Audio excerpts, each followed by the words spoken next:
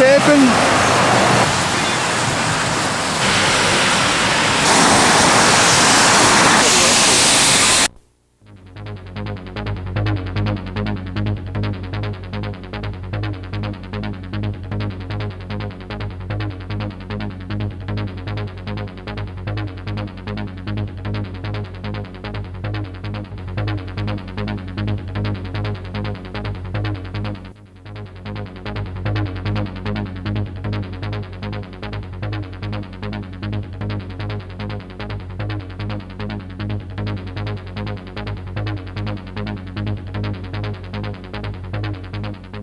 We are trying to get people to question our mass transit system around here because the present system is not working for everybody.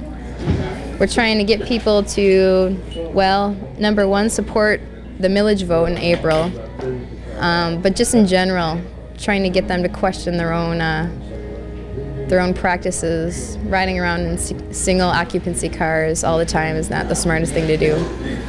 Trying to get them to realize that the bus is not something that only low-income people can drive or ride around in, and trying to get them to question their own lives a little bit, step out of their comfort zone a little bit, and realize what this place is, what Hartside is, that people live here. So this is the Hartside neighborhood, encompassing south border.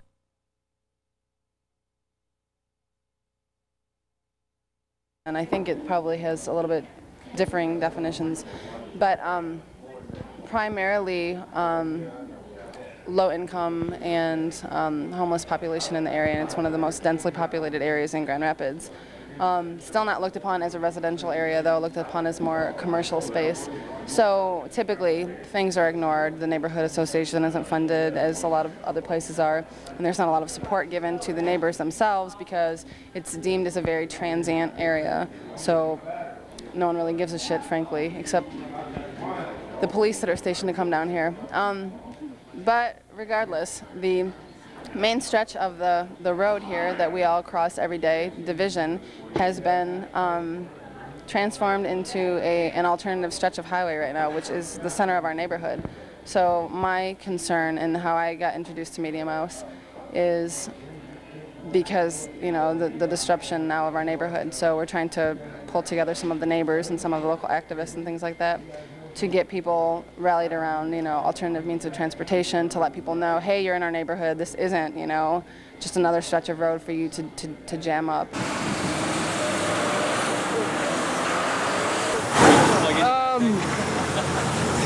What do you want to talk about? It's cold, but the truth is cooking. Truth is cooking. What truth is that? The truth of the good ride on the bus.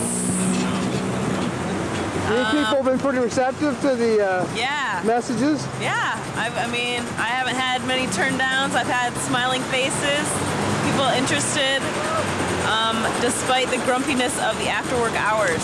It's going pretty well. All right. Yeah. Woohoo!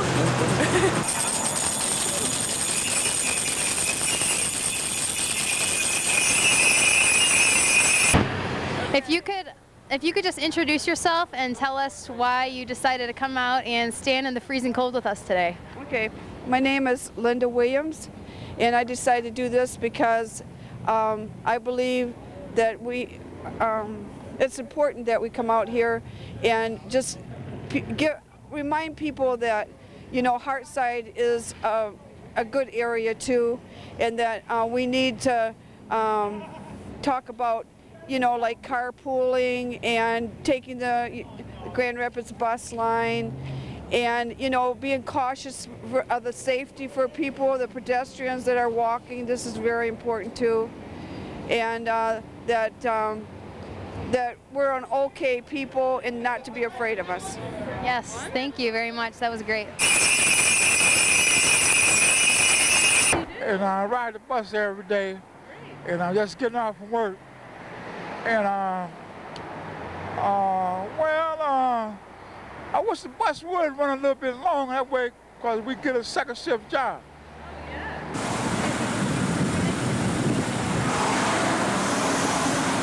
What's your name and and what brought you here? You seem to be you're spending a lot of time passing out flyers, and you come to our meeting on Monday, and just curious what brought you here? What is your interest in this issue?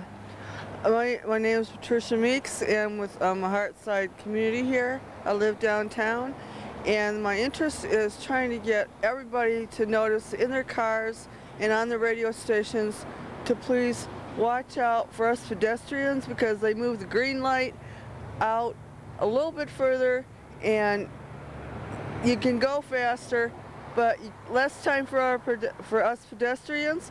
So therefore, what we're asking is watch out for the little guy and for us walking people. Even though you do have the green light, give us some courtesy.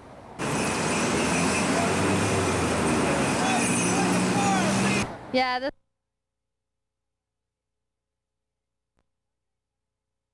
Did you put so much effort and just really dove into this? Why'd you do that?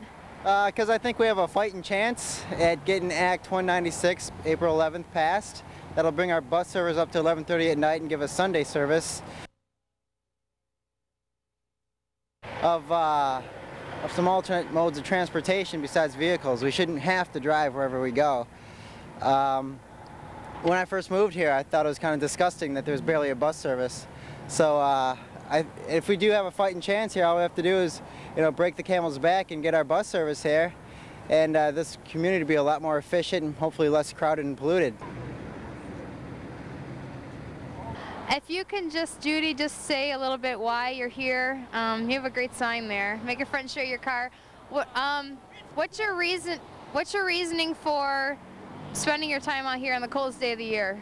Why do you think that this is an important issue? Well, the number one environmental hazard to the earth is cars. It's by far the highest one, and so if we don't take this opportunity to encourage people to use mass transit or to walk or try shifting their focus into another way, I mean, it would be a missed opportunity. And I walk, I bike, I use the bus, and we're not going to have buses. And I also work with people who are low income, who are out working in the suburbs, far out, no buses, can't make a living, and it's a quality of life, and it's a basic rights issue. And so it's worth a little bit of time to come out and do this. Okay. Thanks, Judy. You're welcome. So they got more equipment than us. I think they're more powerful.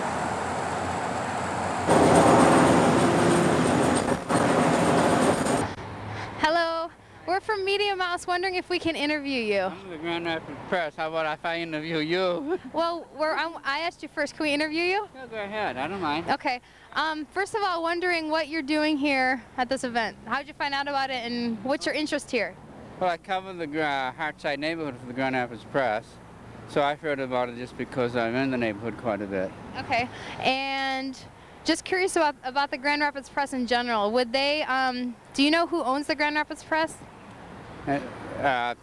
No, I mean a person in particular. Yeah, do you know? But it's owned by the same group, Rupert Murdoch. Okay, and does he own a lot of other media in the nation?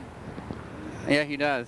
Okay, so Quite a few newspapers and other media, yes. Okay, do you think that by this type of media that fair representation is happening? If one person is owning, 3, 4, 5 major large media conglomerates, do you think that that's fair media? I'm just curious your opinion on this. I mean, my opinion and not the Grand Rapids Press opinion? I'm not speaking for the Grand Rapids Press. Okay, your personal opinion then. My personal opinion, I would like to see more diversification, yes.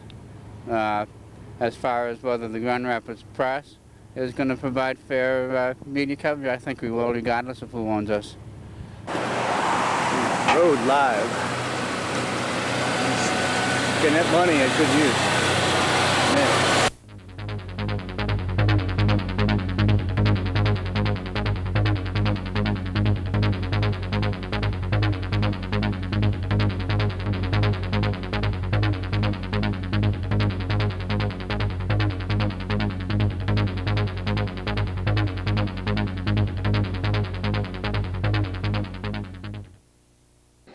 When did the cowboy ride the horse?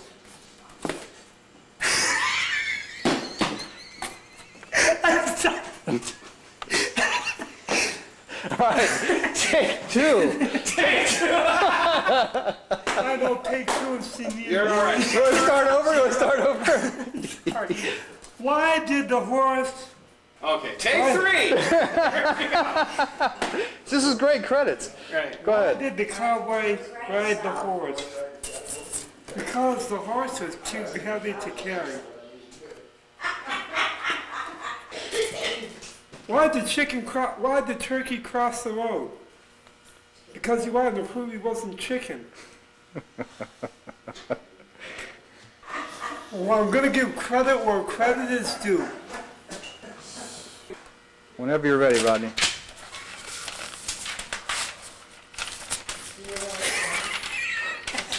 I have no idea what I'm doing.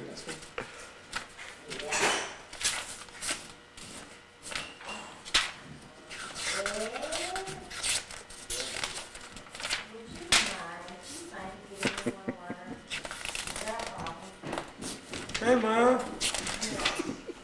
Swanee! How I love them! How I love them! Dear old Swanee!